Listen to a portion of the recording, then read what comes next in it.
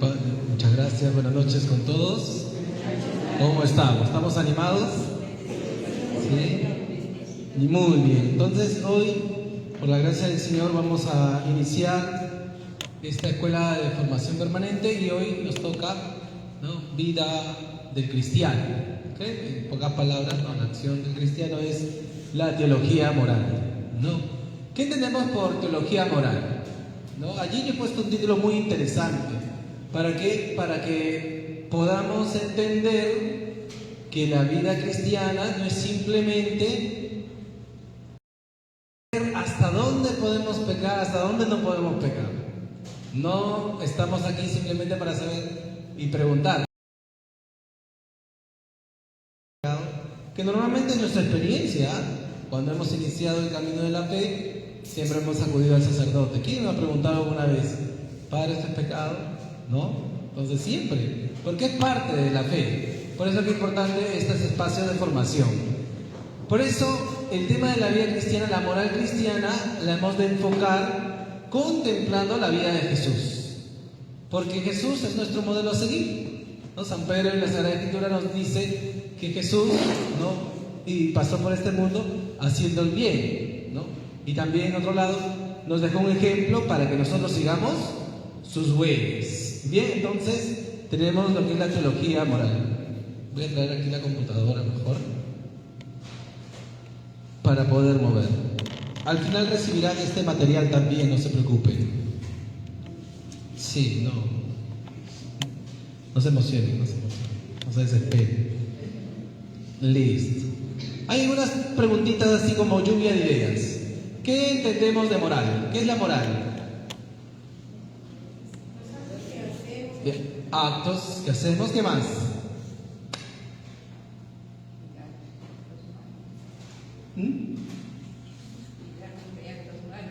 Cuidarnos de actos malos, ¿ya? ¿Qué más? ¿Una idea más sobre la moral? Hábitos y valores, muy bien. ¿Y la felicidad qué es? ¿Qué es la felicidad?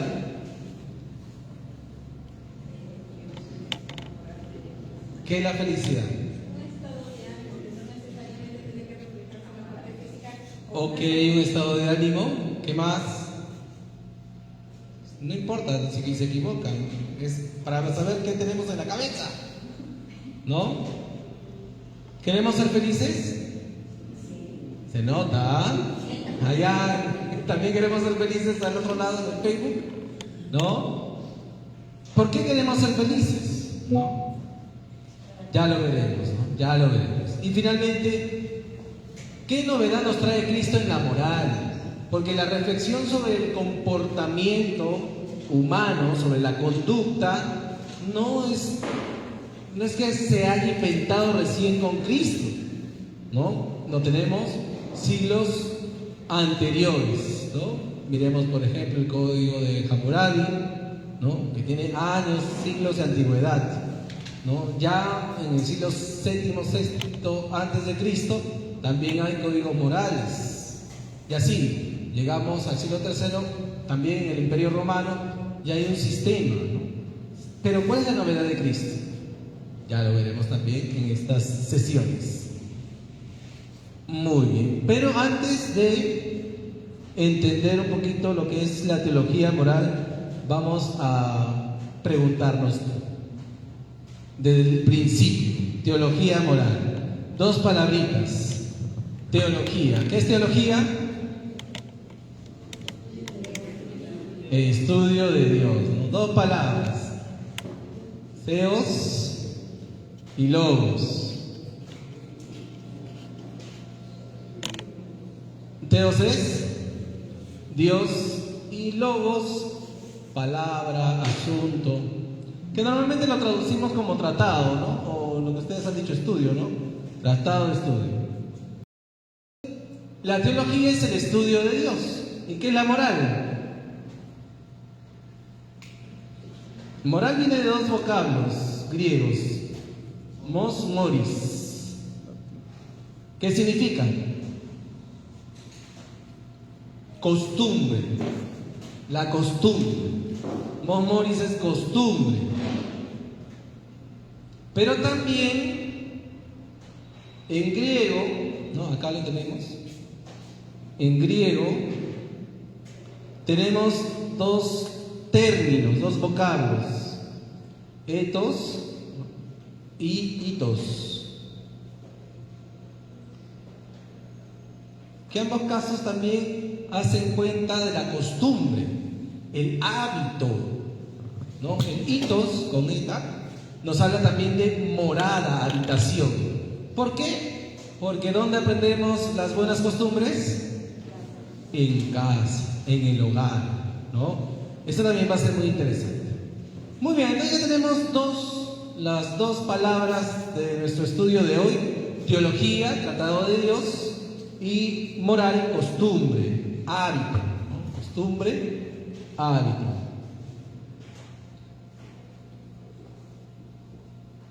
Listo. Pero hay algo más interesante, el tema de la teología. Una pequeña introducción sobre la teología. La teología, para ser teología, tiene unas fuentes, ¿no? Unas fuentes en la cual el teólogo va a recurrir a esas fuentes para hacer su reflexión teológica. ¿Cuáles son esas fuentes de la teología? Tenemos allí, por ejemplo, la más importante, las dos más importantes, ¿no? La Sagrada Tradición y la Sagrada Escritura. De hecho, la Sagrada Escritura nace dentro de la Sagrada Tradición. La tradición no es la tradición con T minúscula, ¿no? A veces decimos, tradición, el Señor de los Milagros. No, eso no es tradición de la Sagrada Tradición, es una tradición de la piedad popular. Cuando hablamos de la Sagrada Tradición, hablamos de la transmisión de la palabra de Dios a viva voz, ¿no? Por ejemplo, Jesús, ¿cuándo murió? ¿En qué año? Más o menos, no está equivocado el calendario, pero no importa. Más o menos sabemos que Jesús vivió 33 años, ¿no? Más o menos murió en el 33 después de Cristo, ¿no? Aunque hay un error de cálculo entre 2 a 7 años, ¿no? Pero bueno, cosa que pasa. Del año 33 al año 60 no hay ningún escrito todavía. ¿Cómo se transmitía la palabra de Dios? A viva voz. Por eso es muy importante la predicación apostólica. La Sagrada Tradición es la transmisión viva de la palabra de Dios. Es la palabra de Dios que sigue transmitiéndose. Hasta ahora la palabra de Dios sigue resonando en la Sagrada Tradición. ¿Por qué? Porque la Sagrada Tradición no solamente es la predicación de los apóstoles, sino también los santos padres de la iglesia, los que han profundizado la palabra de Dios. ¿Quiénes son los padres de la iglesia? Son los discípulos de los apóstoles, ¿no? Por ejemplo, San Ireneo, San Policarpo. San Policarpo tuvo como maestro a San Juan.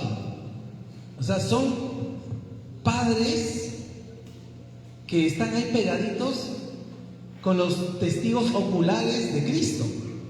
Y ellos tienen la revelación, ¿no? La interpretación de la palabra de Dios, ¿no? Esos son los padres de la iglesia. Y los padres de la iglesia pues estarán más o menos hasta el siglo VII después de Cristo, ¿no? Con San Isidoro de Sevilla y otros más, ¿no? Entonces esa es la transmisión. Pero también hay Sagrada Tradición en la liturgia. Cuando nosotros vamos al culto, por decirlo así, medio evangélico, cuando nosotros vamos a dar culto a Dios, ojo, hay un dicasterio que se llama para el culto divino, ¿eh? No estoy diciendo evangélico, protestante, ¿no? Cuando nosotros asistimos al culto divino, estamos viviendo esa tradición de la iglesia, esa celebración de la palabra de Dios, ¿no? Por ejemplo, la plegaria eucarística 2, que casi todos los sacerdotes usan, aunque también hay 3, hay 1 por si acaso, también hay 4, también hay otras plegarias, pero normalmente la 2. Pero la 2 es la más antigua, que se tiene registro. ¿Quién tiene registro de eso? San Justino, mártir en el siglo II. Cuando él va a defender su fe, dice: nosotros cuando nos reunimos no estamos haciendo cosas malas, nos reunimos para celebrar la Eucaristía, y explica, ¿no? Y hace esta oración, que más o menos tiene semejanza con la plegaria eucarística número 2, ¿no? Santo eres en verdad, Señor, fuente de toda santidad, ¿no? Entonces, es bonito cuando uno toma conciencia de esta belleza de la fe, de que estamos celebrando como celebraban nuestros hermanos de la comunidad primitiva. Hacemos comunión también con ellos, ¿no? Esta es sagrada tradición. La sagrada tradición también los doctores de la iglesia, que por inspiración del Espíritu Santo han dejado enseñanzas para el pueblo de Dios, ¿no? Por ejemplo, tenemos a Santa Teresita del Niño Jesús, que ella, sin salir de su monasterio, sin estudiar en grandes universidades, es doctora de la iglesia, porque en sus escritos se ve esa infancia espiritual. Entonces da una enseñanza y un recuerdo a la iglesia, al pueblo de Dios, de vivir la infancia espiritual, ¿no? Y así, la vida de los santos también es sagrada tradición, porque se transmite a viva voz la palabra de Dios. Nosotros, que estamos bautizados, también estamos llamados a ser santos. ¿Y por qué el santo es sagrada tradición? Porque su vida es una transmisión viva de la palabra. Cuando nosotros vivimos en gracia, vivimos en esa amistad de Dios, en esa santidad que el Señor nos ha regalado, entonces estamos sudando, por decirlo así, la palabra de Dios. Estamos transmitiendo con el ejemplo de nuestra vida la palabra de Dios. Esto también es sagrada tradición, ¿no? Claro, aquí obviamente se refiere a los santos que están canonizados por la iglesia, ¿no? Que hay una investigación de sus virtudes y de sus intercesiones, ¿no? Estas son las dos fuentes principales, pero también, ¿quién guarda, quién custodia el depósito de la fe? La iglesia, ¿no? Estos dos es el depósito de la fe.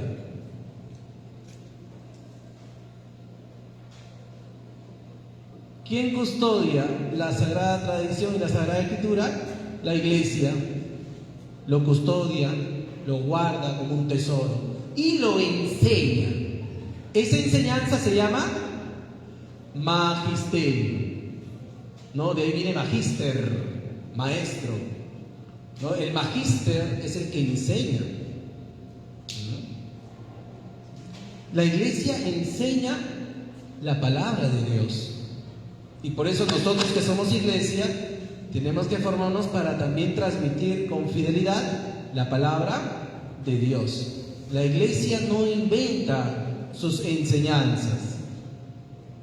La iglesia no es que dice algo nuevo. No, la iglesia no inventa. La iglesia lo que hace es custodia la palabra de Dios, la reflexiona y lo enseña al pueblo de Dios. El magisterio simplemente se trata de custodiar, defender y enseñar, proponer la fe. Esa es la misión de la iglesia, del magisterio. Por eso también nosotros, con mucho respeto, con mucho cariño, tenemos que acoger el magisterio de la iglesia, ¿no? De todo lo que los papas nos enseñan, y ahora el Papa Francisco, que nos está abriendo caminos, ¿no? Y nos ilumina a través de la palabra de Dios, para ser una iglesia más sinodal, una iglesia más acogedora, una iglesia en la que practiquemos la misericordia, etc., ¿no? Esa es la enseñanza de la iglesia, que se basa, ¿no?, en la sagrada tradición y en la sagrada escritura. Y aquí, ahí ven el número 4, por debajo del magisterio, y esto yo siempre lo digo bien clarito, están los teólogos. Todos los sacerdotes en principio hemos estudiado teología, ¿no? Somos teólogos. ¿El teólogo qué hace el teólogo? No es el teólogo, aunque ya estamos tíos algunos, es el teólogo. El teólogo reflexiona el dato revelado, ¿no? Por eso ahí dice que la teología es el estudio de la intimidad de Dios. Es el estudio, la reflexión, y la reflexión hablamos de razón, ejercicio de la razón. ¿Reflexión de qué? Del dato revelado. ¿Cuál es el dato revelado? La fe. Los datos de la fe. Entonces, cuando un hombrecito, una mujercita que estudia el dato revelado, que lo acogen por la fe, lo reflexionan, ¿no? Profundizan el misterio de la fe. Profundizan. Pregunto, ¿en ese profundizar la fe pueden equivocarse o los teólogos son infalibles? ¿Pueden equivocarse? Claro que sí, porque la razón es limitada. La fe es un don, pero nuestra razón es limitada. Cuando nosotros reflexionamos en datos de fe, ¿podemos equivocarnos? Sí. Por eso hay que hablar de teologías y teologías. La Iglesia no canoniza ninguna teología. Propone, ¿no? Por ejemplo, tiene con mucha reverencia la teología que ha desarrollado Santo Tomás de Aquino, pero no la canoniza, ¿no? Acoge muchas enseñanzas. La Iglesia es así, va acogiendo las reflexiones de los teólogos para explicar mejor el dato de la fe. Por ejemplo, hace poco celebramos el 15 de agosto la Asunción, ¿no? El misterio de la Asunción de la Virgen María. La Iglesia dice simplemente que al acabar los días en la tierra, la Virgen fue elevada al cielo. La palabra de Dios, la Iglesia no dice si murió o no murió. ¿Quién se encarga de hacer eso? Los teólogos ya reflexionan. Pero la Iglesia no ha dicho nada. Reflexiona. Algunos están a favor, no, sí. La Virgen María tuvo que morir, porque así como el Hijo murió, María también pasó por la muerte para pasar por la Pascua de su Hijo, ¿no? Pero otros dicen simplemente que la Virgen se durmió y que después fue elevada al cielo. Aunque en Oriente, valgan verdades, la dormición, el dormir del cristiano es la muerte, ¿no? Pero bueno, la Iglesia no ha canonizado eso, los teólogos ahí tienen para escribir y escribir, ¿no? Porque la Virgen María, algunos dicen, ¿por qué la Virgen María no puede morir? Porque ella es Inmaculada Concepción. Si el fruto del pecado es la muerte, ella que no tiene pecado, por lo tanto no sufre la muerte. Eso es lo que dice. Ya que se peleen los teólogos. Pero su palabra, la reflexión del teólogo es palabra de Dios. No, también los teólogos se pueden equivocar. Y el magisterio también puede, ¿no?, llamar la atención, observar o sancionar alguna reflexión teológica errada. ¿Bien? Listo. ¿Alguna preguntita hasta aquí? ¿O todo claro? Como el café. No, el café no es claro, hermanos. Como el agua. ¿Están dormidos ustedes? Muy bien. Algo muy bonito en la definición de la teología es el estudio de la intimidad de Dios. O sea, cuando nos acercamos a estos misterios, hay que acercarnos con mucha reverencia, ¿no? Estamos acercándonos a la vida de Cristo. La vida de Cristo es nuestra norma, nuestro modelo, para que, viviendo su amistad y fortalecidos con su gracia, nosotros podamos también configurarnos con Él.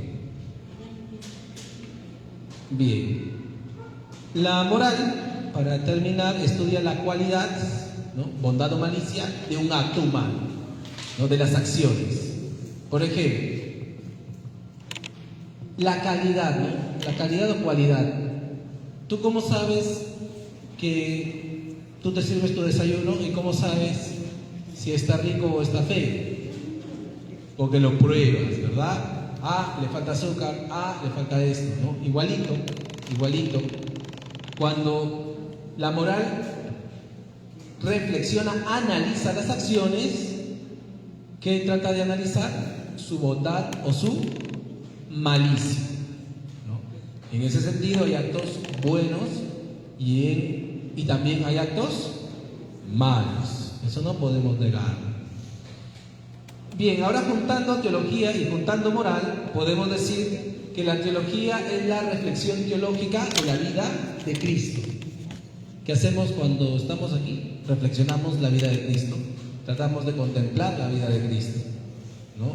Y algo muy bonito de esta reflexión es que cuando nosotros contemplamos la vida de Jesús, nos animamos para la imitación de Cristo, ¿no? Dice, es la contemplación de la vida de Cristo por el obrar cristiano y alcanzar así la vida eterna. Por eso la moral es mucho más que simplemente decir qué cosa es pecado y qué cosa no es pecado, ¿no? La moral va mucho más. Por ejemplo, ¿no? La vida del cristiano, si contempla la vida de Cristo, tiene dos procesos, dos etapas en este proceso. Vamos a ponerlo aquí, que pasa. Hay un proceso de imitación. Imitación.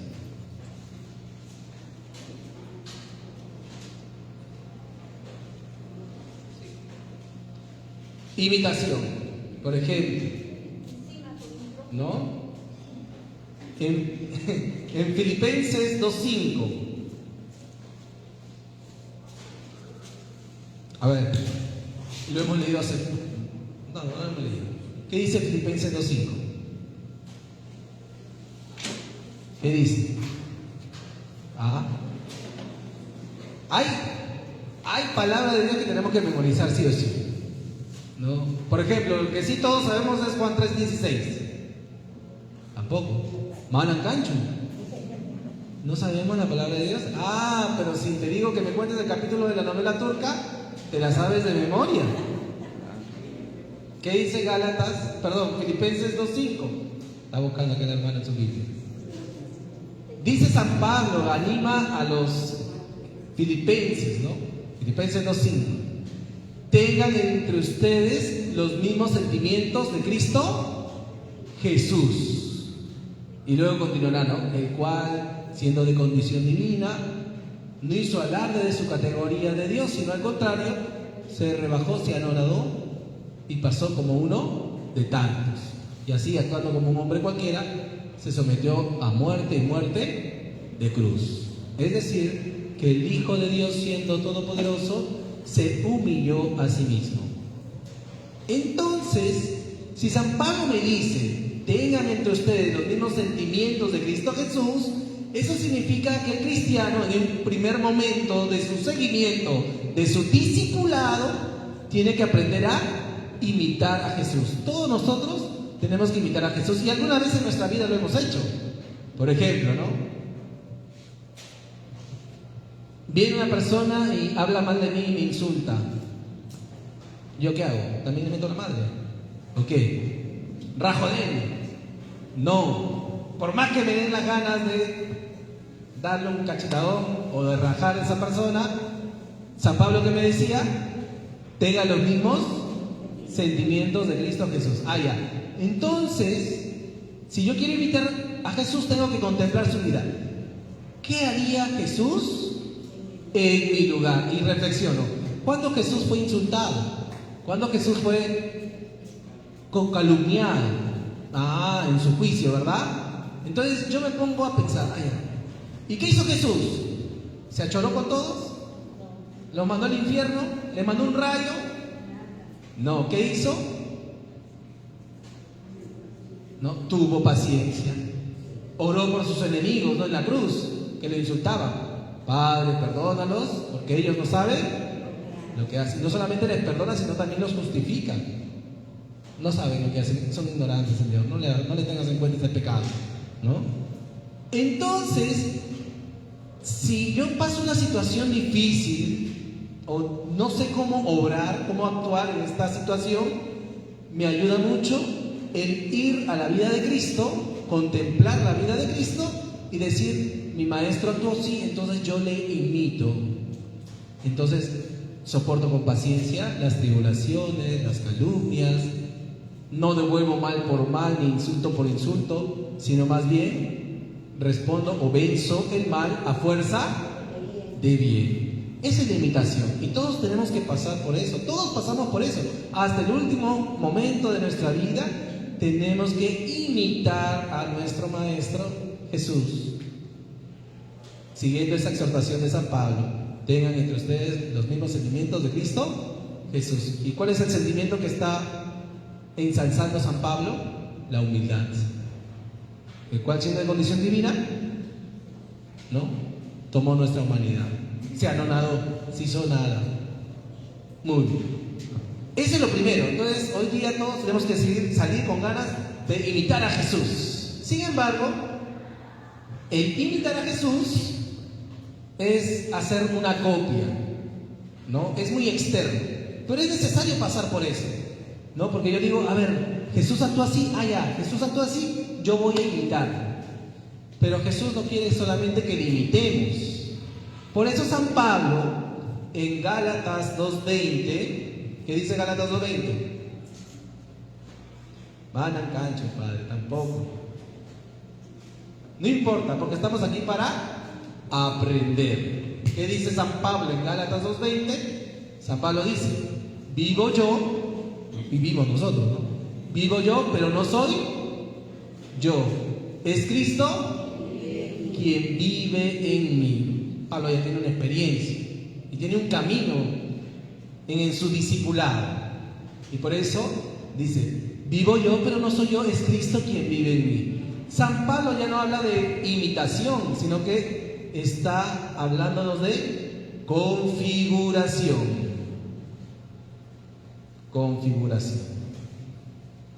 O identificación con Cristo. O en pocas palabras, cristificación. Y como diría el pensamiento oriental, ¿no?, de la Iglesia de Oriente, la Iglesia Católica de Oriente, deificación.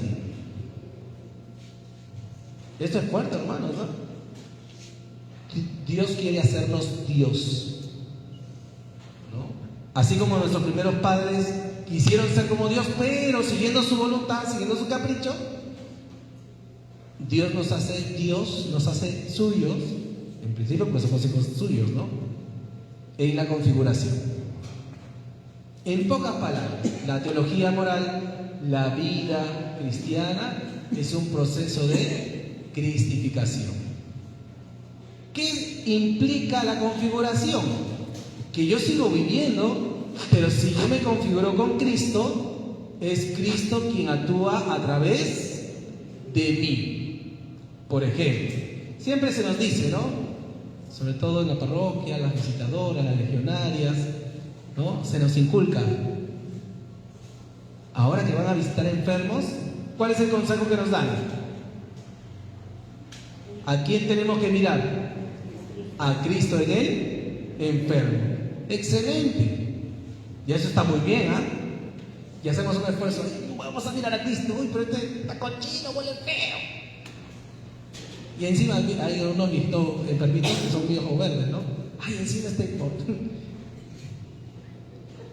Pero la pregunta es, no solamente si tú ves a Jesús en el enfermo, la pregunta del millón es si el enfermo ve a Cristo en ti, en cada uno de nosotros. Si el enfermo ve en nosotros a Cristo es porque nos estamos configurando con Cristo. Y entonces, por ejemplo, cuando alguien me hace daño, y a veces decimos, no puedo perdonar, Padre. Es que te falta configurarte con Cristo. El que se configura con Cristo ciertamente, humanamente no puede perdonar, de repente, no lo sé. Pero, dice, por amor a Cristo, en nombre de Cristo, en ese Cristo que habita en mí, yo te perdono. Es Cristo quien te perdona en mí. Y por eso cuando yo voy a visitar a un enfermo, no solamente veo a Cristo en el enfermo, sino que dejo que sea Cristo quien visite a ese enfermo. Por ejemplo, también ahora que habla la liturgia, en la liturgia también, la liturgia es unirnos en la oración de Cristo. Entonces, como en los distintos actos litúrgicos, yo me voy configurando, entrando en esa configuración con Cristo, en esa oración con Cristo, por ejemplo. Y así, con cada cosita en nuestra vida cristiana, ¿cómo me voy yo configurando con el Señor? Son dos etapas del proceso de santidad: la imitación, que tenemos que seguirlo, y la configuración. Habrá momentos en nuestra vida en que Dios nos permite esta gracia de estar bien configurados con Él. El hecho de decir, por ejemplo, cuando alguien ha hecho una obra bonita y se siente bien, dice, ¿y esto cómo yo lo he podido hacer? Ha sido Cristo en mí, ¿no? Y así, el Señor nos regala a veces esas consolaciones. Bien, Si la teología moral es la reflexión teológica sobre la vida de Cristo, ¿no?, que nos ayuda a nosotros para alcanzar nuestro fin último, la santidad, la vida eterna, ¿qué estudia la teología moral? Hemos dicho la moral es costumbre, hábito. Entonces, la moral nos habla de los actos humanos. Los actos humanos son aquellos actos que realizamos con conciencia y voluntad, es decir, queremos realizarlos. Hay una deliberación, hay un dominio de ese acto, ¿no?, por parte mía. Por eso la moral estudia la moralidad, la cualidad de los actos libres del cristiano. Y esto en su relación con el fin último. ¿Cuál es nuestro fin último? Dios, ya lo veremos en la siguiente separata. Nuestro fin último sobrenatural es Dios. Entonces, contemplar la vida de Cristo y analizar los actos humanos es preguntarnos, ¿este acto de aquí, este acto A, me acerca a mi fin último, me acerca a Dios o me aleja de Dios? ¿Este acto B me aleja de Dios o me acerca de Dios? Eso es lo que hacemos en la teología moral, prácticamente, ¿no?, de una manera práctica. Lo estoy tratando de poner de una manera práctica porque prácticamente eso es lo que vamos a hacer, analizar nuestras propias acciones y también poder discernir, mira, esta acción que estaba haciendo no me acerca a mi fin último, no me acerca a Dios, me está alejando. Por ejemplo, ¿no?, a veces la viejita, yo digo, disculpen que le diga así, ¿no?, hacemos siempre la famosa ley del hielo, ¿no? Y yo te pregunto, ¿no?, ahora con esta perspectiva, ¿la ley del hielo te aleja de Dios o te acerca de Dios? ¿No? Si me aleja de mi hermano, también me aleja de Dios. Entonces, ahí para ir viendo, ¿no? Muy bien. Uy, ¿qué pasó? Ya está. Sí. Ahora, nosotros, como es una escuela de formación permanente, vamos a tener como referencia el catecismo de la Iglesia Católica, ¿no? Es decir, yo no te voy a hablar mis reflexiones personales, yo te voy a enseñar lo que nos enseña la Iglesia Católica. Si hay alguna opinión personal, lo diré, esto es lo que yo pienso, ¿ya? Por eso es importante ver el catecismo. En la introducción del catecismo se nos dice que es explicación o exposición completa e íntegra de la doctrina católica, gracias a la cual cualquiera puede conocer aquello que la Iglesia profesa y celebra, la fe, la liturgia, lo que vive la moral cristiana y ora en su quehacer diario.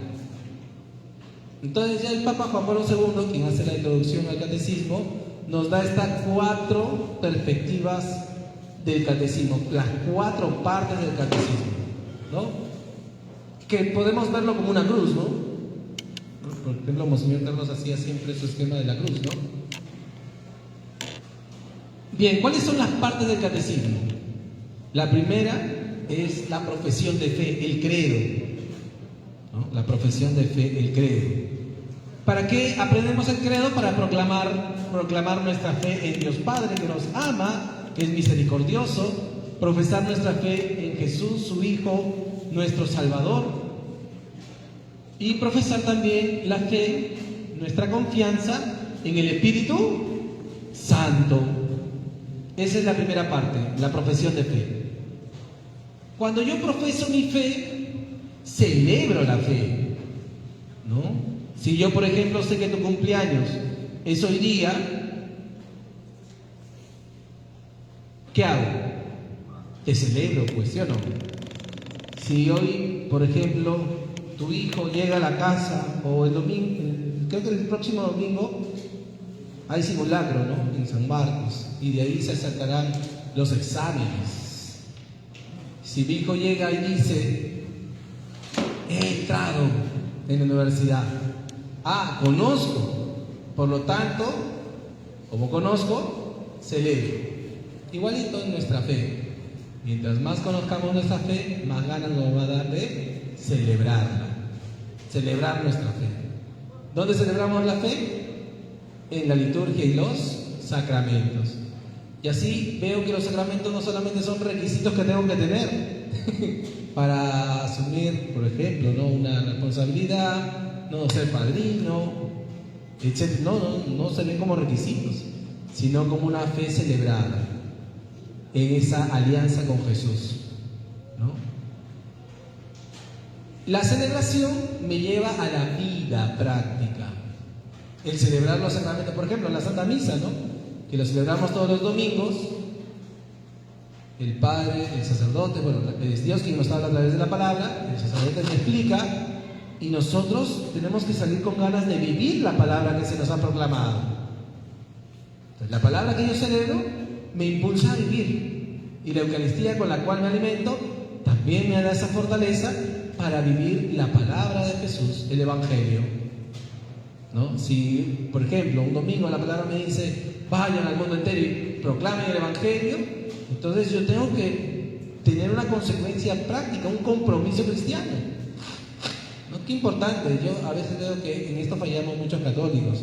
Vamos a misa como para cumplir el precepto, pero no hacemos un propósito semanal para vivir la fe. Creemos, conocemos que Dios es Padre, conocemos que Jesús está ahí en la Eucaristía, lo celebramos, pero nos falta vivirlo. Entonces ahí hay que aterrizar, nos falta aterrizar en la vida práctica. ¿Cómo vivo mi fe? ¿No? Tercera parte, ¿no?, la teología moral. Y la cuarta parte es la oración cristiana. Algo muy bonito, ¿no? Como ven, en el catecismo no se llama moral no se llama moral cristiana, ni teología moral, no, se llama vida en Cristo. Entonces ya aquí se nos da la perspectiva de qué significa la moral en la Iglesia. Es la vida de Cristo. Y finalmente nuestra relación con Jesús, la oración cristiana, ¿no? Jesús, que nos enseña que tenemos que estar en comunicación constante con nuestro Padre Dios, y que nos ha enseñado el Padre Nuestro. Por eso la cuarta parte del catecismo es el Padre Nuestro. Si tú deseas leer el catecismo, yo te aconsejo, este es un consejo hasta de un conejo, que empieces por la oración cristiana. Por dos cosas.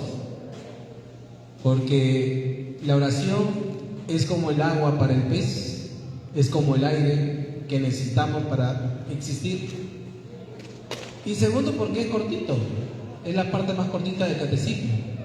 A veces vemos libros gordos y nos asustamos, pero la cuarta parte es la más cortita, pero siendo la más cortita, humildemente en mi opinión, es la más hermosa, ¿no? Porque se nos explica el Padre Nuestro, la oración que Jesús nos enseñó. Bien, entonces allí está el catecismo. Con eso nosotros vamos proclamando, celebrando, viviendo y orando. 4 dimensiones en nuestra vida cristiana que siempre están en constante crecimiento, en constante relación. Por eso lo he puesto así en este sitio. Muy bien, y finalmente, para acabar esta parte de introductoria, dice el lapicito, ¿no? Pero no es el lapicito de Pedro Castillo, por si acaso, ¿ah? Esto yo lo he hecho hace años, ¿ya? Cuando era seminarista, ¿no? Dice, recuerda, si no vivimos como proclamamos la fe, terminaremos profesando como vivimos, ¿no?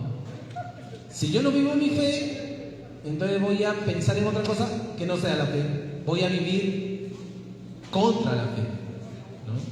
Por eso es importante proclamar la fe, pero también vivir la fe, ser coherentes con lo que profesamos. Muy bien, hasta aquí alguna duda, pregunta, crisis, comentario. ¿Todo bien? Okay. Aquí hay un micrófono. Si alguien quiere participar. ¿Todo bien?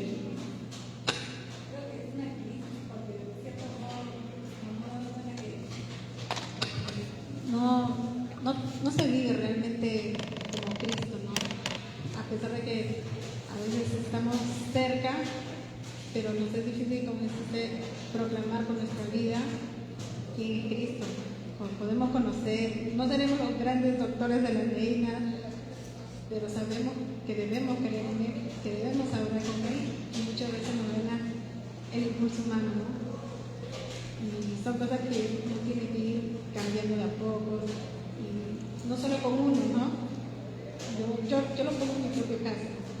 Desde el año pasado me he propuesto cambiar, trato, pero con algunos puedo, con otros todavía no, pero son cosas muy interesantes porque te vas dando cuenta que lo más importante que creo que está haciendo es no ver nosotros a Cristo en los demás, sino que ellos nos vean a nosotros, que eso va a hablar mucho más de lo que nosotros podamos percibir. Así es, ¿no? Y un secreto, ¿no? Pero esto ya es el tema de espiritualidad, ¿no? El tema de la espiritualidad, ¿no? Que será otra clase. En la vida cristiana, la vida cristiana se trata más de dejarse hacer que de hacer. Y a veces, y aquí también hay una gran falla en nuestras comunidades, porque a veces activismo, hacer. Y la vida cristiana es dejarse hacer por Cristo, por el Espíritu Santo. ¿Bien? Esos son tips que nos ayudan para vivir mejor. Listo, esta ficha, no se preocupe, la van a recibir ustedes, ¿ya? Sí, hermanita.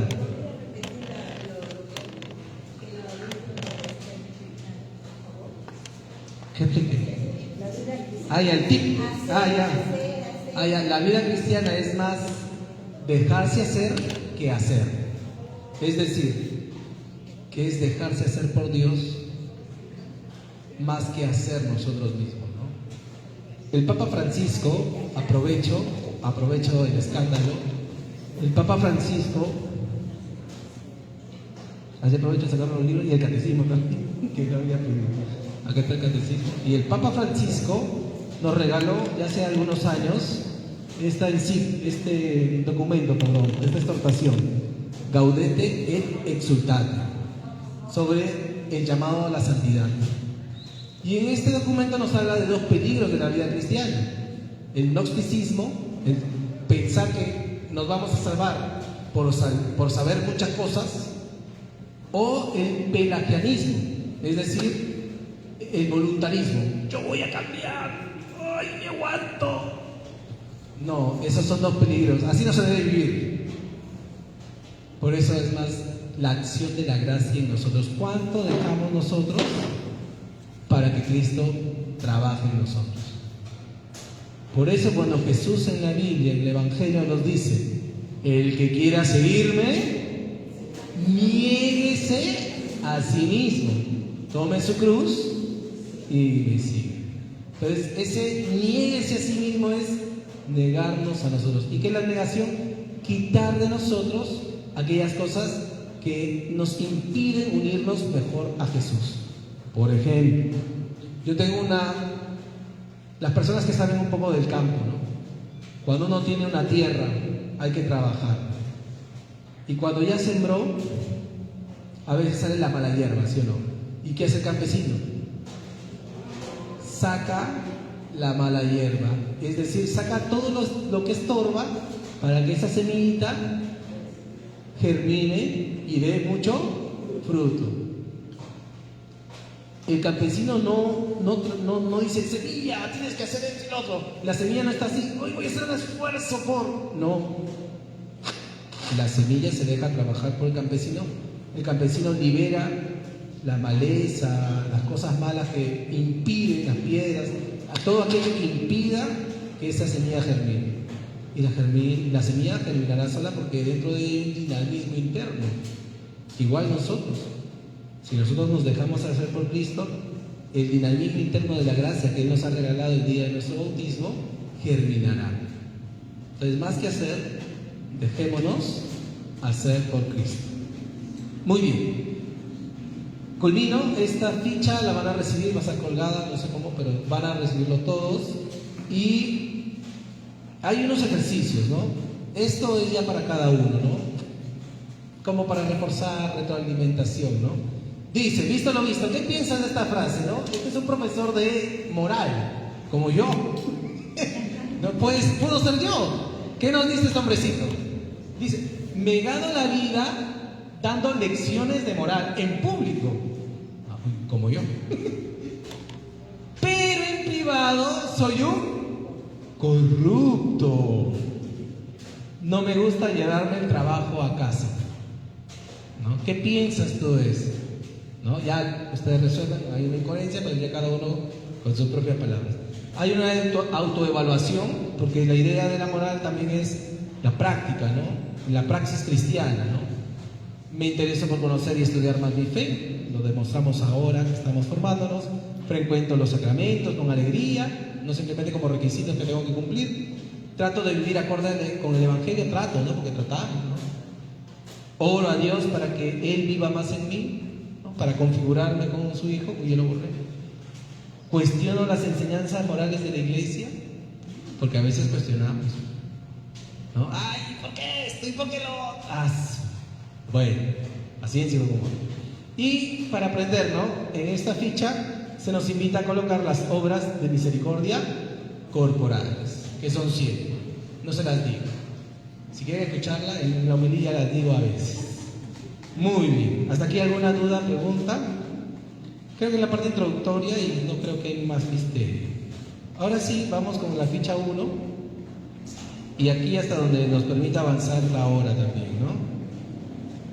Pero vamos despacio, ¿no? Para ir interiorizando, ¿no? Esto es algo muy interesante, porque primero para entender cómo debemos actuar tenemos que comprender cómo somos, cómo estamos configurados. Por ejemplo, si yo tengo un cuchillo y conozco que la hoja del cuchillo, ¿qué hace la hoja del cuchillo? ¿Qué el cuchillo? Corta, pues. Si yo no conozco que corta y lo agarro de la hoja, ¿qué va a pasar? Me voy a cortar. Voy a contar una experiencia, ¿no? La otra vez estaba almorzando con una familia y empezó a contar las anécdotas de sus hijos, porque cuando somos pequeños somos bien graciosos, ¿no? Los niños imitamos, ¿no? Y el niño en cuestión, no voy a revelar la identidad, pero este niño en cuestión, como veía a su papá afeitarse, ¿no? Una vez agarró la Presto Barba, que lo dejan ahí en la mano, ¿no? Y él empezó a afeitarse, pero en su ingenuidad, ¿no? Sacó la lengua, ¿no? Y ¿no? Ya, bueno, ¿qué hace, no? Y ya después la mamá se da cuenta, uy, ¿qué estás haciendo? Uy, ¿qué has hecho? Ya ven la hoja con sangre, ya. Menos mal que no fue tan grave, ¿no? Y no se desangró el pobre, ¿no? No se cortó la lengua, un pedazo de lengua, ¿no? Pero si el niño hubiese conocido la naturaleza, por decirlo así, la naturaleza de esa hoja, entonces hubiera tenido mayor cuidado. Igualito nosotros. Nosotros tenemos que conocer cómo estamos configurados, cuál es nuestra naturaleza, para comprender cómo debemos actuar, ¿no? La vocación del ser humano, ¿no? Ahí ponemos este dibujito de la evolución, por decirlo así, ¿no? ¿Por qué? Porque hacia dónde nos dirigimos, ¿no? ¿Cuál es nuestro fin último? ¿Cuál es nuestra vocación? El llamado siempre es un caminar. Dios nos llama, nosotros respondemos y caminamos, ¿no? Como Jesús cuando llama a sus discípulos, ¿no? El seguimiento. ¿Qué podemos decir del ser humano? ¿Qué es el ser humano? ¿Qué es el ser humano? Es una respuesta, digo, una pregunta muy compleja. Los filósofos se la hicieron y hasta ahora ahí están intentando responderla, ¿no? ¿Qué es el ser humano? Ya, una pista. ¿Qué nos diferencia de los animales? El uso de razón. Por lo tanto, el ser humano podríamos definirlo como un ser racional. Pero para no olvidarnos y ser humildes de que tenemos algo de animales, definimos al ser humano como animal racional. ¿Quién definió así al ser humano? Un filósofo que se llama Aristóteles. Aristóteles definió al ser humano como animal, lo que nos asemeja con los demás animales, pero la diferencia específica también, racional. Entonces, esto es muy importante. ¿Por qué? Porque si nosotros somos animales, que es lo general, pero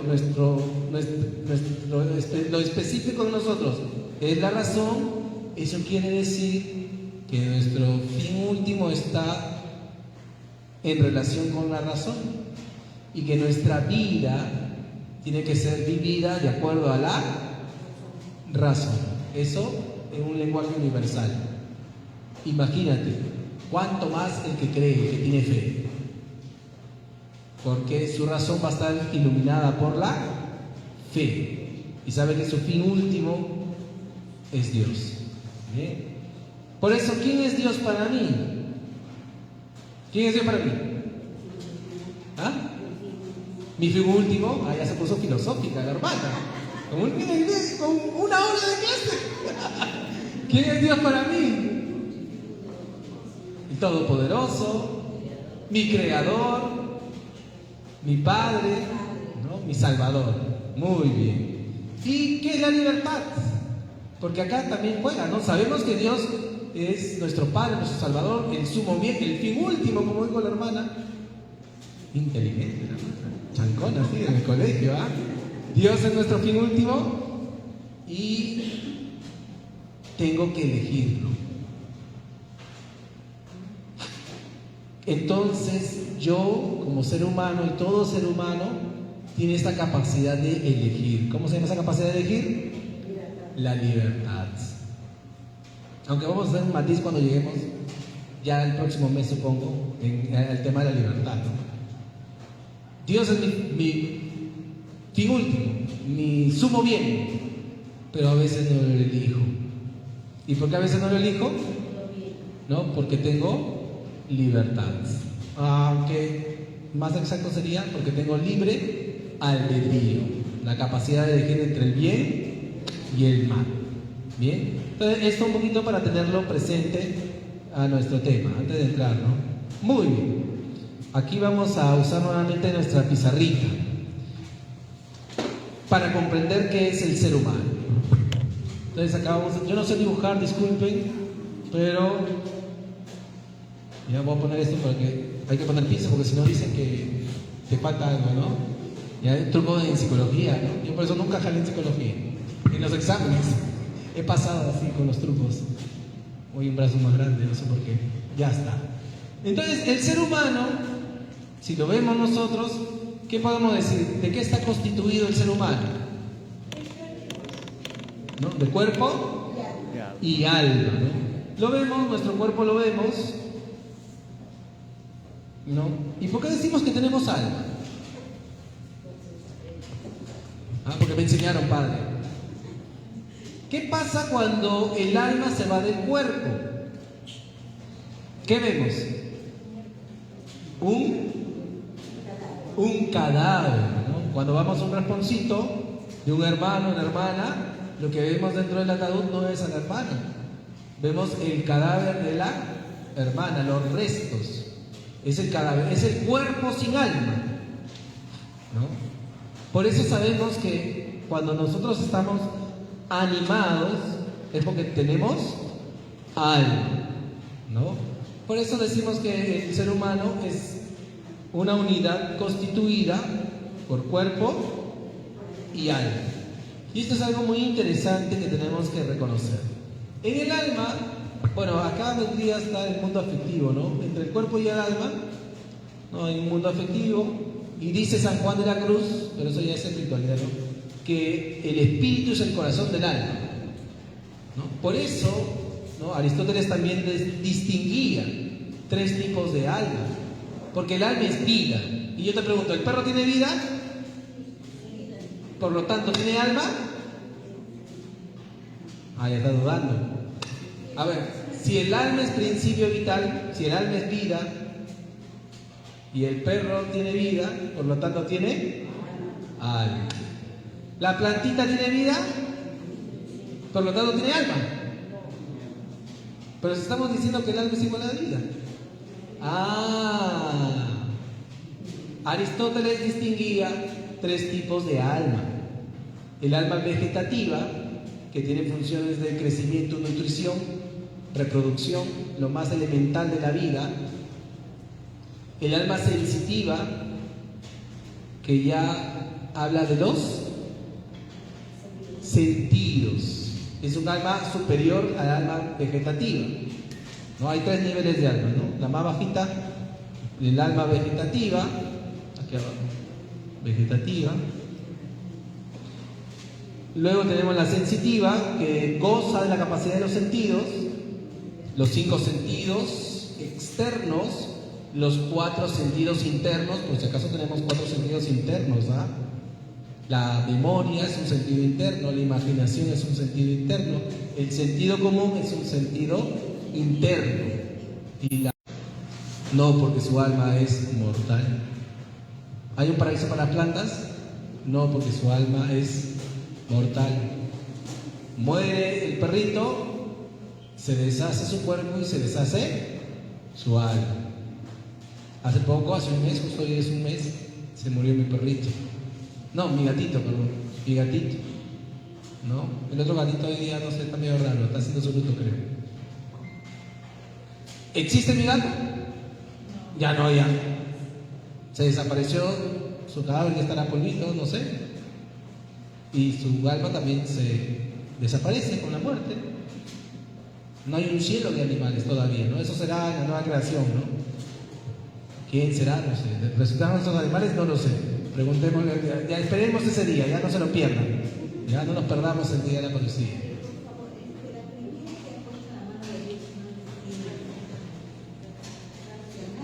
Racional, de razón. La razón comprende tanto la inteligencia como la voluntad. Entonces, el ser humano sí, porque los actos que hace el ser humano reflejan justamente esa inmortalidad, ¿no?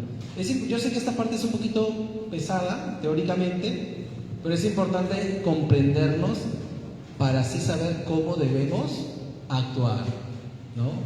Entonces, es un poquito difícil, ¿no? Un poquito porque es pesadito, ¿no? No es que normalmente hablemos de estas cosas, ¿no? Entonces, el ser humano tiene alma entonces racional, nos distinguimos de los animales. Ahora, y esto sí, esto es de cajón, siempre lo vamos a ver, incluso para el acto humano también, vamos a verlo siempre, porque esta es la base, un poco difícil, pero es la base. Entonces, el ser humano está constituido de cuerpo y alma, el alma espiritual, el alma racional, consta de 2 facultades espirituales, la inteligencia y la voluntad.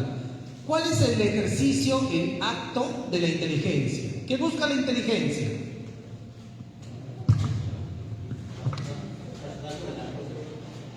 Algo más elemental, porque ya razonar es un poquito más complejo, ¿no? Porque necesitas antes de razonar, ¿qué haces? ¿Qué busca? Saber. La inteligencia busca saber. El acto de la inteligencia es conocer. Ese es el acto de la inteligencia. ¿Y qué busca conocer? Todo, ¿no? ¿Qué busca conocer? ¿Cuál es el objeto? ¿No? El porqué de las cosas, dices. Bien, los filosóficos están hoy día. ¿Y cuál es el porqué de las cosas? ¿No?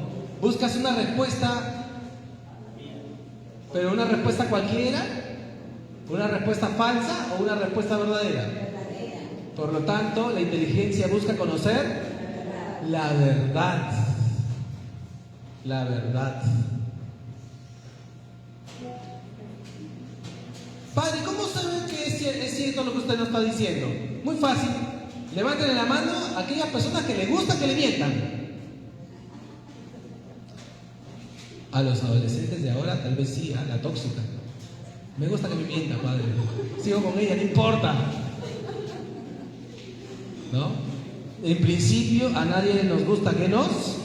¿Y esto por qué? Porque tenemos una inclinación natural a la verdad. Así estamos configurados.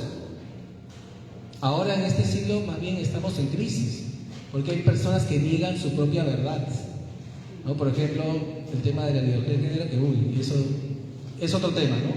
Pero muchas personas se engañan, ¿no? Yo soy un toro, no, que yo soy un árbol, ¿no? Que yo soy una cebra, y me caso con otra cebra. Cosas raras que están pasando en el mundo, ¿ah? No parece, pero sí está pasando, ¿no? Sí, se arreglan todo tal cual, ¿no? Así es. Entonces, estamos en una crisis de verdad, ¿no?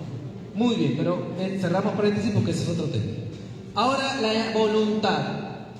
La voluntad es un poco más difícil porque no es que siempre tengamos presente la voluntad, aunque siempre actuamos con voluntad. ¿Cuál es el acto de la voluntad?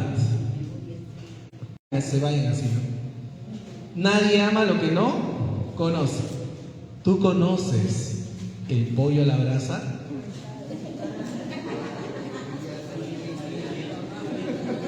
¿Tú conoces el pollo a la brasa? ¿No? ¿Qué te despierta el conocimiento del pollo a la brasa?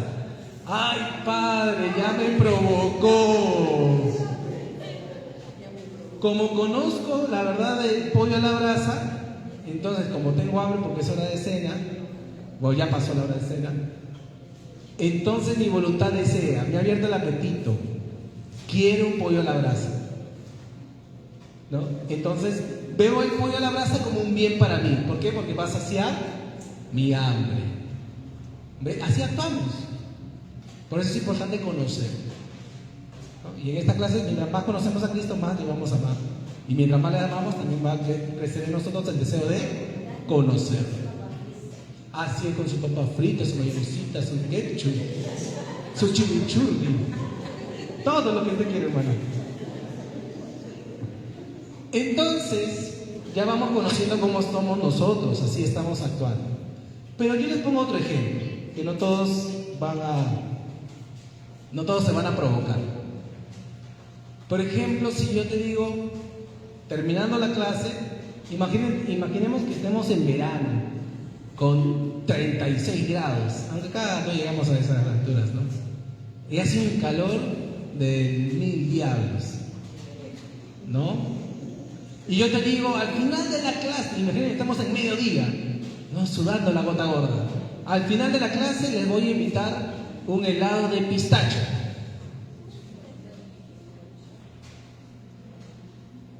¿Por qué no se han antojado?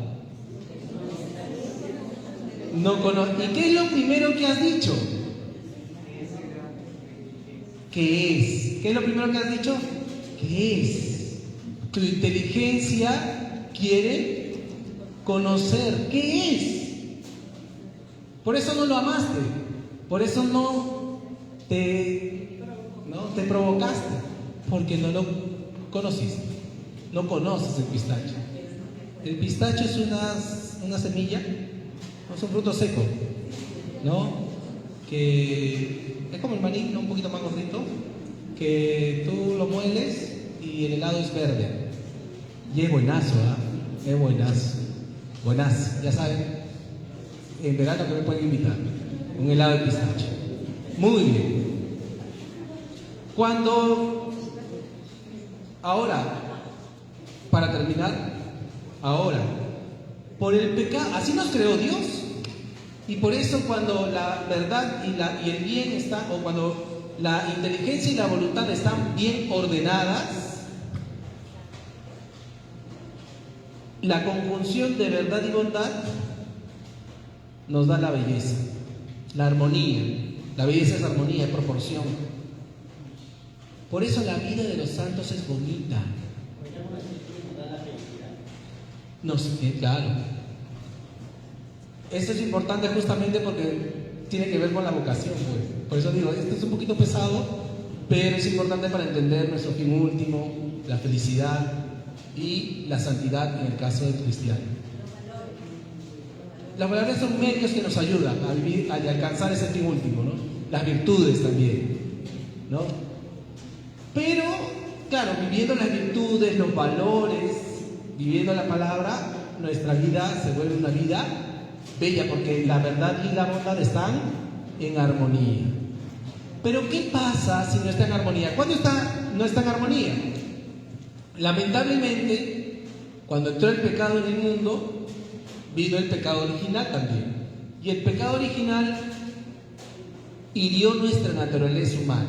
¿Qué significa que él hirió? Que no anuló, pero sí hirió la inteligencia, y por lo tanto el hombre, el ser humano, puede conocer la verdad, pero puede acertar, puede conocerla correctamente o erróneamente. Y esto porque nuestra naturaleza está herida por el pecado. Cuando nos bautizan, se nos borra el pecado original, pero nos queda la concupiscencia, la inclinación al mal. Por eso nuestra inteligencia puede conocer mal y nuestra voluntad puede desear mal. Y eso también se debe a distintos factores. Por ejemplo, pongo un caso. A veces somos un poco crueles. A veces cuando vamos por las calles y vemos un chico drogadicto, por ejemplo, a veces los despreciamos. Digo a veces, ¿no? Digo, alguna vez nos habrá salido el desprecio, ¿no? Claro, porque el pecado nos tiene que horrorizar, ¿no? Pero lamentablemente no miramos el pecado al acto, sino al sujeto, ¿no? Entonces como que nos causa repudio. Pero tenemos que comprender su inteligencia y su voluntad está herida. Y hay que aprender a comprender. ¿Por qué? Porque nadie busca el mal por sí mismo. Este jovencito ve la droga como un bien. Tal vez es un bien aparente, no es un bien verdadero, ciertamente, pero lo ve como un bien aparente. ¿Por qué? Porque tiene problemas en casa, y en su casa sufre violencia, ¿no? Prefiere estar con el grupo de amigos y lamentablemente el grupo de amigos lo lleva al mal camino. Pero encuentra en la droga una forma de olvidar los problemas de su casa. Por eso a veces cometemos cosas malas, ¿no? Porque estamos influenciados por estas realidades que no sabemos sobrellevarlas. Por eso podemos conocer mal, por eso podemos querer mal. No por sí mismo, ¿no? Pero podemos equivocarnos en desear el bien correcto y nos lleva a un bien aparente. En el fondo el pecado es eso, que conocemos, pero por distintas circunstancias vemos en eso un bien, que no damos en la diana, en el punto, ¿no? En el centro no damos en la diana, pero lamentablemente aceptamos, pues. Entonces ya con esto podemos comprender un poquito al ser humano, y comprendiendo al ser humano nos comprendemos a nosotros mismos. ¿Por qué a veces reniego? Si yo sé que renegar me hace mal, ¿no? Porque hay esto, lo otro y lo otro, ¿no? Porque me tensan los problemas, porque lo otro. Claro, pero ahora que nos vamos conociendo, también vamos a poner los medios para poder mejorar. Así es. En el fondo tenemos que actuar siempre de acuerdo con la razón, iluminada por la fe, ¿no? Con lo que decía antes, la imitación, la configuración. Bien, pero en definitiva así actúa el ser humano. Listo. Entonces, con esta introducción del punto 1 de la primera ficha, ya después vemos la vocación de acá un mes. Con esto cerramos la sesión de hoy. ¿Ah? Está bien. ¿A qué vayan a hacer? Con hambre de... ya. Bueno, de acá un mes. Pero, como ustedes ven, al costado de cada pregunta, lo he hecho pregunta-respuesta, dice SEC. Ese SEC es la abreviatura de Catecismo de la Iglesia Católica, sino que es en latín, ¿no? Porque SIC, si pongo SIC se confunde con el derecho canónico, ¿no? Entonces mejor poner la que universalmente se entiende, ¿no? Pero SEC es Catecismo de la Iglesia Católica. Entonces, revisando el catecismo, ya, ¿qué número es, padre? Estamos en el 1701. Entonces, si deseas seguir aprendiendo, repasando, puedes revisar estos numerales del catecismo. Bien, y así tenemos ya mejor, ¿no? Para una próxima, ¿no? Y también yo les aconsejo, ¿no? Esto muy chiquito, ¿no? Muy chiquitito. Lo pueden bajar de internet, lo pueden comprar también. Si pueden ir leyendo, ¿no? Lo que el Papa Francisco nos está proponiendo para vivir la santidad en el mundo de hoy, les recomiendo, ¿no? Gaudete et exultate, ¿no? Que es alégrense y regocíjense. ¿Qué es la palabra de Dios de las bienaventuranzas, no? Dichosos cuando sean perseguidos, ¿no? Por causa de justicia. Alégrense y regocíjense, porque sus nombres serán escritos en el cielo. ¿Bien? ¿No? Entonces, esas dos lecturitas, si pueden ir haciéndolas, excelente. ¿No? Igual vamos a ir revisando. Muy bien. ¿No hay dudas, preguntas? Sí. A ver, hermanita, para que todos puedan escuchar.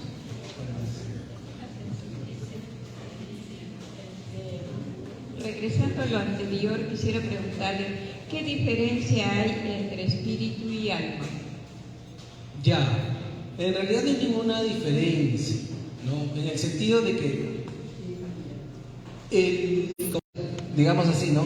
El espíritu es lo que nos conecta a Dios, ¿no?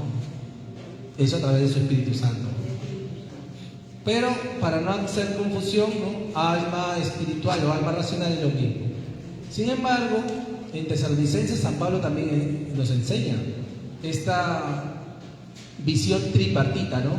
Que todo nuestro espíritu, alma y cuerpo sea custodiado sin reproche hasta la vida eterna. Es lo que dice San Pablo, ¿no? Podríamos identificarlo así, ¿no? El cuerpo, ¿no? Nuestra parte biológica, el alma, podríamos decir la parte psicológica, y el espíritu, el nexo que me une con Dios.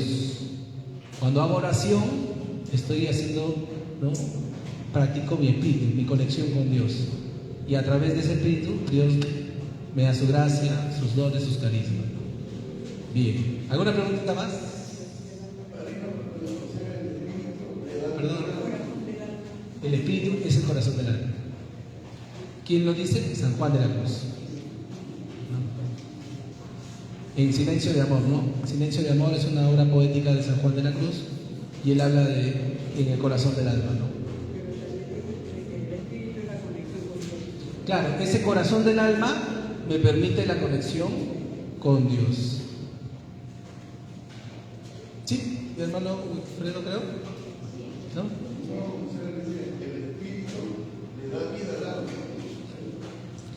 La vida divina. Porque tengan en cuenta, el alma ya es principio vital, ya tiene vida, pero digamos, esta vida, pero el espíritu no, nos conecta más a la vida eterna, ¿no? A la vida del espíritu, ¿no? Entonces podríamos hacer esa diferencia, ¿no? El espíritu en definitiva marca nuestra relación con Dios, ¿no? ¿Cómo nos unimos con Dios? A través del espíritu. Pero no es que sea una cosa distinta, yo pienso así, ¿no? Sino que el espíritu es el centro del alma, es el corazón del alma, ¿no? Muy bien. ¿Alguna cosita más? Sí, padre. Padre, disculpe. Entonces, el ser humano tiene alma racional, ¿verdad? Sí. Y el animal, dijo, tiene alma Sensitiva. ¿Y puede explicar un poquito más eso? Sí. El alma sensitiva, ¿no? Hemos dicho, ¿no? El alma es principio de vida. Todo lo que tiene vida tiene alma. El principio vital. Entonces, pero hay tres niveles, ¿no? Primer nivel, segundo nivel y tercer nivel. El más bajito es la vegetativa. La vegetativa tiene estas funciones, ¿no? Crecimiento, ¿no? Nutrición, reproducción y también, ¿no? Movimiento, tropismo le llaman, ¿no? Movimiento. Ojo, movimiento es distinto a locomoción. Por ejemplo, ¿qué hace el girasol? Cuando sale el sol, gira, por eso le dice girasol. O la trepadora, ¿no? No tu vecina, por si acaso. La planta, ¿cómo se llama esa plantita que se pega a las paredes y empieza a crecer? La hiedra, ¿no? La hiedra tiene movimiento, ¿no? Ah, pero la boa es un animal. Ah, ¿es una planta? ¿La boa? Ah, boa, maldita boa. ¿No? Por ejemplo, en la selva, me parece que en Moyobamba, ¿no? Que nos explicó el padre, hay un árbol que camina, ¿no? Hay un árbol que camina, que va expandiendo sus raíces y va moviéndose, ¿no? Porque va cambiando de eje, ¿no? Sí, yo lo he aprendido del padre. Entonces, ese es el movimiento, ¿no? Lo que se llaman los fototropismos, el girasol, ¿no? O geotropismos, ¿no? Cuando escala la hiedra, ¿no? Hay movimiento, pero en su mismo eje, ¿no? O en el caso de este árbol, cambia de eje, se mueve, pero sigue manteniéndose en un solo lugar, ¿no? La sensitiva. Sensitiva viene de sentidos. La sensación, ¿no? La sensitiva, ¿qué funciones tiene? Los sentidos tiene la locomoción, ¿no?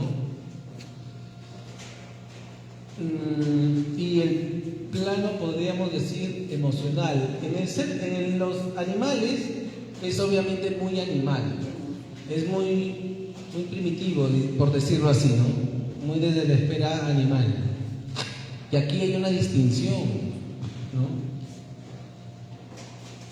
Los sentidos ya hemos visto, hay externos y sentidos internos, ¿no? 5 sentidos y 4 sentidos, ¿no? Los clásicos: vista, oído, gusto, olfato y tacto.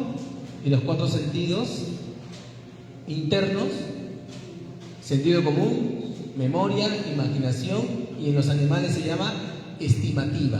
¿Qué es la estimativa? Yo te pregunto, ¿por qué la oveja huye del lobo si nadie le dijo que el lobo es malo? Por la estimativa. La estimativa es un sentido que le hace predecir un futuro, por decirlo así, ¿no? Pues sabe que el lobo es peligroso para su naturaleza, ¿no? Más o menos así. En el ser humano se llama cogitativa, ¿no? Y bueno, el alma racional, que tiene todo esto, vegetativa, tiene movimiento, reproducción, nutrición, crecimiento, tiene la parte emocional, la locomoción, los sentidos, pero también tiene la inteligencia y la voluntad. Y esto solamente lo tiene el ser humano, ¿no? Ahora bien, ojo, si bien el ser humano comparte con los animales los sentidos en el ser humano es un sentido racional, en el sentido de que el mirar del perro se queda en un plano sensitivo, pero el mirar del ser humano ya es racional, porque miramos como un fin siempre las cosas. Entonces es la diferencia. Es una vivencia de los sentidos más compleja, ¿no? Todo, incluso nuestras emociones, están bañadas de racionalidad en principio. Que no la vivamos es otra cosa. Por ejemplo, muchos se dicen, ¿no? Ay, no, es que mis instintos. No, el ser humano no tiene instintos. El ser humano, como está bañado de racionalidad, tiene tendencias, que es muy distinto al instinto. El instinto, por ejemplo, ¿no? El gatito tiene hambre, cuando le pone comida, come. Tiene instinto. El instinto es estímulo, respuesta. Recibe un estímulo y responde. Yo creo que a veces somos muy injustos con los animales, ¿no? A veces con una... Salud, dos más, ¿no? A veces el ser humano se insulta con animales, ¿no? A un chico que lo vemos ahí medio inquieto, le decimos perro, ¿no? Y a una chica que está muy inquieta, le decimos perro, ¿no? Disculpen el ejemplo, ¿eh? Pero yo digo que no, es un insulto para los animales. ¿Por qué? Porque la perrita, ¿no? O mejor dicho, cuando la perrita está en celo, recién despierta el instinto sexual en el perrito, ¿no? El perrito ve y la perra no es perra, ¿eh? Si ustedes ven, es verdad, no hay 8 perros al costado, ¿ah? Y envía El Salvador 12 perros, pero la perra elige.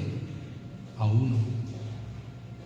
La perra no se deja pisar por cualquiera, ¿ah? No por todos, ¿ah? Hasta en eso la perra es más decente. Por eso me parece un insulto que una persona que es inquieta, una mujer que es inquieta en ese tema, se le diga perra, ¿no? Es un insulto a la perrita funciona con instinto, el perrito funciona con instinto. Termina el estímulo, hay una respuesta y ahí quedó. En cambio, el ser humano no es que, un varón no está así, ¿no? Sino imagínense, todos estarían desesperados, ¿no? No, en el ser humano hay tendencias. Por eso, si yo tengo hambre, no es que, tengo hambre, me ponen ahí mi arroz con pollo y me lo acabo en una. No. Como con moderación. O incluso tengo la capacidad de decir, tengo hambre, pero estoy con el estómago flojo. Tengo hambre, pero cuido mi salud y por lo tanto me abstengo de comer y tomo mi agüita hervida, mi agüita caliente. ¿Ah? O escojo que comer una dieta blanda. ¿Se dan cuenta? O ayuno, ¿no? No es que, me ponen algo y ¡fua! No, sino discierno, ¿no? Puedo tener una necesidad, pero si tengo fe, por ejemplo, por amor a Dios, decido ayunar, ¿no? Por amor a Dios, en ese tipo de ayuno, y hago oración, y cada quien ve, ¿no? Pero nos damos cuenta, pues es importante, mientras más nos conocemos como seres humanos, mejor dominio podemos tener de nuestros actos. Una persona dice, no, es que vino molestando y un puñetazo. No, este no puede hacer eso, no es un perro. Que ladre, y el perro le da y yo también le ladro y le muerdo. No, también, no, este hermanito está, yo disculpen la expresión, yo soy bien criollo, ¿no?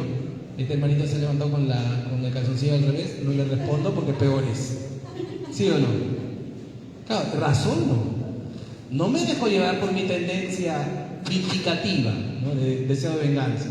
No, razono las cosas y tranquilito. Lo que digo siempre, tenemos paciencia y buen humor. Y ya está. Listo, muy bien, no alargamos. ¿No hay más preguntas? Muy bien. Muchas gracias y que Dios les bendiga.